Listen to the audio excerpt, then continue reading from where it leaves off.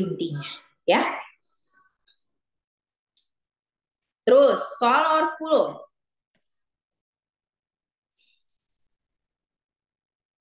Angka kematian ibu di wilayah kerja bidan masih tinggi. Salah satu penyebab meningkatnya angka kematian ibu adalah pernikahan yang dilakukan pada usia dini. Masyarakat menganggap bahwa pernikahan usia dini adalah solusi bagi masalah kemiskinan yang dialami. Betul. Ada sebuah penelitian teman-teman yang mengatakan bahwa semakin rendah tingkat pendidikan dan semakin rendah pendapatan di suatu wilayah, angka pernikahan dininya semakin tinggi. Ya, karena masyarakat itu menganggap bahwa pernikahan itu adalah solusi dari masalah-masalah mereka. Padahal sebenarnya menikah itu bukan solusi, tapi menimbulkan masalah baru. Benar apa enggak? Ya, yang buat yang udah nikah ya. Habis nikah bukannya kelar masalahnya, nimbul masalah yang lain. Gitu ya, masalah dengan mertua, masalah dengan suami, dan sebagainya. Nah, jadi untuk mengurangi masalah pernikahan dini ini, teman-teman, apa pendekatan yang bisa kita gunakan? Apakah A, kemitraan lintas sektor, apakah B, pemberdayaan perempuan, atau yang C, pendekatan budaya, yang D, pemberdayaan keluarga, atau kelembagaan? Ini kan yang ditanya pendekatannya. Jadi kita itu harus mengatasi masalah ini itu dengan melangkah ke arah mana gitu. Itu pertanyaannya. Supaya masalahnya ini selesai, pendekatan kita kemana? Yang lebih tepat adalah pendekatan budaya, teman-teman. Kenapa kira-kira pendekatan budaya yang kita gunakan? Karena tadi saya bilang pernikahan dini itu adalah hasil dari satu, rendahnya pendidikan. Yang kedua adalah karena rendahnya pengetahuan. Yang ketiga adalah agama. Dan yang keempat adalah budaya. Nah, karena itu, kalau kita mau menanganinya, maka ini harus kita sentuh dengan yang C. Gitu ya. Oke, jadi kuncinya apa untuk menjawab soal ini? Kuncinya adalah kita gali dulu akar masalahnya. Gitu ya. Budaya itu teman-teman akan mempengaruhi cara pandang masyarakat terhadap pernikahan, terhadap cash pro perempuan, dan bagaimana peran perempuan dalam keluarga. Ya, jadi kita harus memahami dulu bagaimana sih sebenarnya budaya yang berlaku di wilayah itu sebelum kita melakukan intervensi. Supaya langkah-langkah kita untuk menangani itu tepat. Oke, Kak, kenapa kita nggak jawab kemitraan lintas sektor? Nah, kita jawab kemitraan lintas sektor, teman-teman, ketika masalahnya itu tuh membutuhkan kerjasama dengan berbagai bidang. Ya, jadi kita jawab kerjasama lintas sektor ketika masalahnya itu membutuhkan kerjasama dengan berbagai bidang untuk kita tangani. Contohnya misalnya dalam kasus diskriminasi gender tadi. Diskriminasi gender itu kan nanti dia berhubungan dengan pendidikan, dia berhubungan dengan budaya, dia berhubungan dengan agama, dia berhubungan dengan budaya, lingkungan, dan sebagainya. Nah, itu kan nggak bisa kita selesaikan sendiri gitu ya. Maka kita jawablah kemitraan lintas sektor. Ya, kalau ditanya apa tindakannya, kita bermitra dengan sektor-sektor lainnya. Kenapa tidak pemberdayaan perempuan? Pemberdayaan perempuan itu berhubungan dengan bagaimana kita membuat perempuan-perempuan kita itu bicara kenapa? Suaranya kurang gede, teman-teman. Suara saya tidak terdengar. Mungkin tadi yang suaranya kecil boleh digedein lagi volumenya atau dicek sinyalnya ya, karena biasanya sinyal itu juga mempengaruhi suaranya itu jadi kurang keras, teman-teman. Oke, lanjut ya. Pemberdayaan perempuan itu bicara tentang bagaimana kita membuat perempuan itu jadi lebih mampu. Kayak misalnya perempuan itu kita sekolahkan, perempuan itu kita kasih pekerjaan, perempuan itu kita ajarkan keterampilan. Nah, itu bicara tentang pemberdayaan perempuan. Jadi bagaimana kita memampukan perempuan supaya dia mandiri dan mampu untuk memenuhi kebutuhannya sendiri tanpa harus bergantung sama orang lain. Itu pemberdayaan perempuan, gitu ya. Kalau kenapa nggak kemitraan lintas, udah tadi ya kemitraan lintas sektor. Kenapa tidak pemberdayaan keluarga? Pemberdayaan keluarga itu bicara tentang bagaimana sebuah keluarga itu mereka bisa mandiri tanpa bantuan, teman-teman. Kayak misalnya kita bicara tentang warga miskin yang tidak punya pekerjaan atau warga miskin yang tidak punya lahan untuk mereka olah. Nah, itu bicara tentang pemberdayaan keluarga. Gitu ya. Kak, kenapa di soal kan mereka bicara tentang pernikahan dini karena masalah ekonomi. Kenapa tidak pemberdayaan perempuan? Karena kan mereka bisa baik secara mandiri secara ekonomi sehingga tidak akan terjadi pernikahan dini. Karena ini masalahnya. Saya garis bawahi lagi kata kuncinya. Masyarakat menganggap, ya, ini kata kuncinya itu di sini. Masyarakat menganggap. Kalau udah bicara masyarakat menganggap, itu berarti ini bukan masalah di satu keluarga saja, bukan masalah di satu orang saja, tapi ini masalah di lingkungan masyarakat. Pemikiran yang ada di lingkungan masyarakat, pola yang ada di lingkungan masyarakat, itu adalah masalah budaya. Gitu, ya. Jadi anggapan masyarakatnya betul, mitos anggapan masyarakat, kemudian kebiasaan yang ada di masyarakat itu berhubungan dengan budaya, teman-teman. Ya, karena budaya itu kan hasil dari cita, rasa, dan karsa dari masyarakat. Jadi pemikiran dan pola-pola yang ada di masyarakat itulah yang berhubungan dengan budaya. Ya, adat istiadat, budaya itu sama. Ya, ini memang cukup menjebak ya teman-teman soalnya ya, karena kalau kita nggak baca kata kuncinya di sini, kita bisa jawab yang A, bisa jawab yang B gitu kan ya. Tetapi kalau kita fokus pada kata-kata masyarakat menganggap bahwa ini adalah solusi, berarti itu kan hasil pemikiran masyarakat, maka jadinya itu lebih ke pendekatan budaya.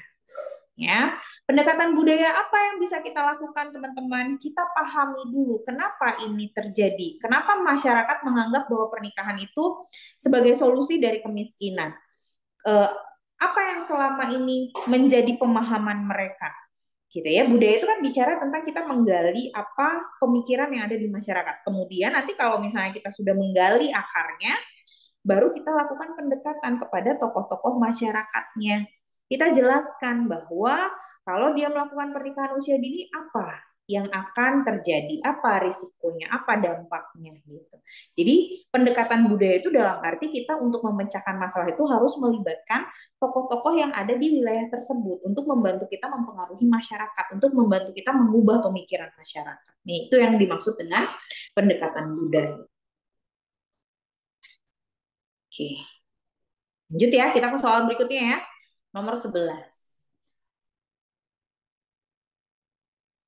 Nah, nomor 11 ini sebenarnya soalnya mudah, tapi kalimat dalam soalnya ngejelimet. Ya. Kunci dari semua kalimat yang ada itu adalah pengguna suntik dan pil merupakan peserta terbesar dibandingkan dengan pengguna kontrasepsi lain. Apakah permasalahan yang terjadi pada pengguna kedua jenis KB tersebut? Jadi, inti dari pertanyaan di dalam soal itu adalah kalau banyak yang pakai suntik dan pil, apa sih sebenarnya masalahnya dari penggunaan suntik dan pil? Masalah utamanya apa?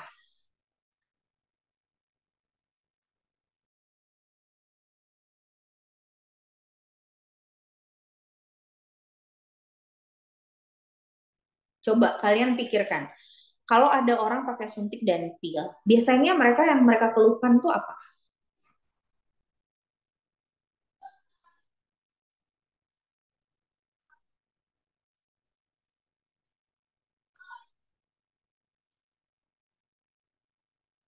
Persediaan, kekurangan obat, itu kan faktor kita.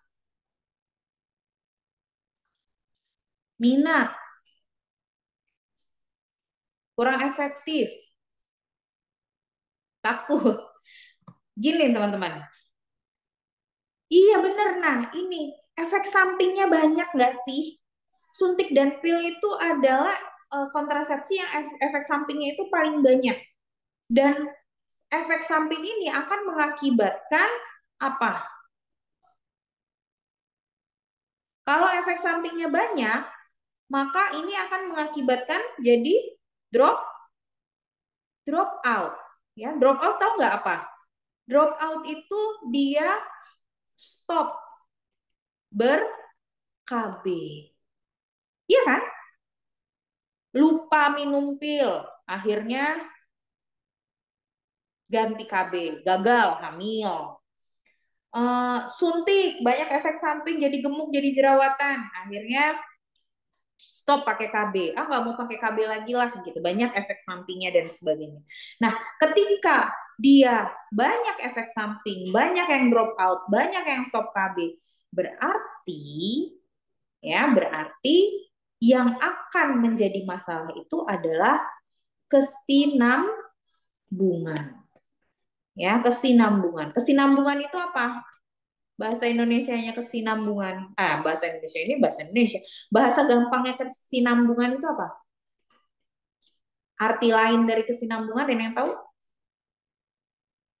Iya benar, kelanjutan penggunaannya. Ya, itu namanya berkesinambungan. Suntik dan pil ini adalah kontrasepsi yang sifatnya jangka pendek. Sehingga penggunaannya itu cenderung tidak berkesinambungan atau tidak berkelanjutan. Ya, maka jawaban yang lebih tepat itu adalah yang A.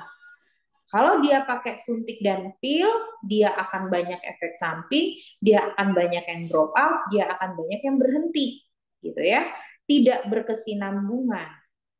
Dan juga suntik dan pil ini teman-teman, karena dia sering digunakannya, ya, karena dia digunakan dalam waktu yang sering, tiap bulan, tiap 3 bulan, barangnya itu ketersediaannya juga kadangkala bermasalah. Ya, dan akhirnya mengakibatkan balik lagi ke drop out gitu ya. Jadi yang lebih tepat itu adalah yang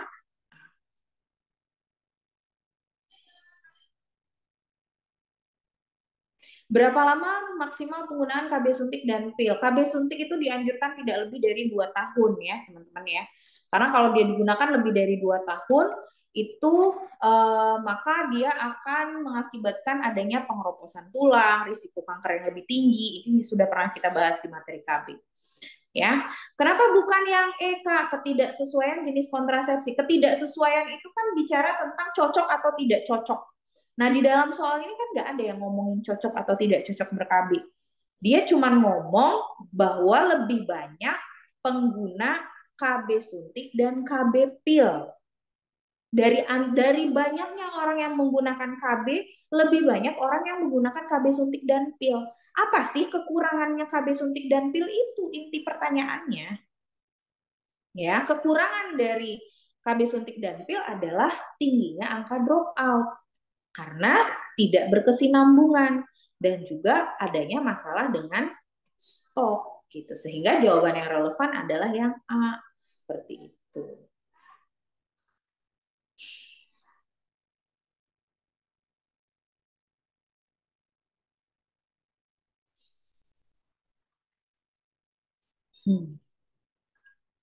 Kalian tuh sebenarnya nggak perlu baca ini panjang ya. Inti pertanyaannya kan banyak yang pakai KB suntik dan pil. Apa masalah dari penggunaan KB suntik dan pil?